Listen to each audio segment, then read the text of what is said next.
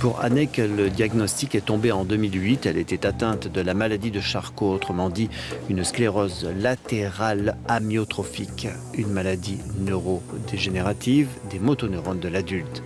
À cause de cette maladie, qui a par exemple touché Stephen Hawking, les patients se retrouvent enfermés sur eux-mêmes.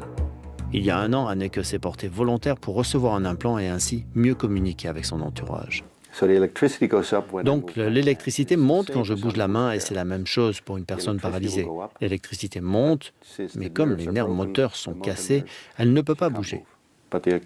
Mais l'électricité continue, elle, d'arriver. Donc le signal arrive à ce détecteur et se poursuit jusque vers le crâne. Et les fils sont sous la peau ici. Tout est fait à l'intérieur du corps. Il n'y a donc pas de risque d'infection après l'opération. L'implant lit l'activité cérébrale et envoie l'information à un appareil qui ressemble à un pacemaker.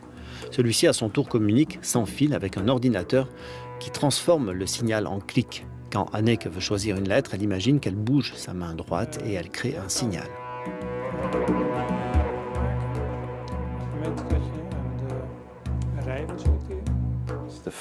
Il faut avoir cet ordinateur spécial pour choisir les lettres. C'est le facteur réducteur. Fondamentalement, 90% du temps, elle attend que la bonne partie de l'écran s'allume pour pouvoir cliquer dessus. C'est quelque chose que l'on peut un peu améliorer. On peut difficilement l'accélérer. Les chercheurs veulent désormais implanter le dispositif à 2 autres patients. D'autres résultats positifs les encourageraient à créer un centre de test avec une vingtaine de malades.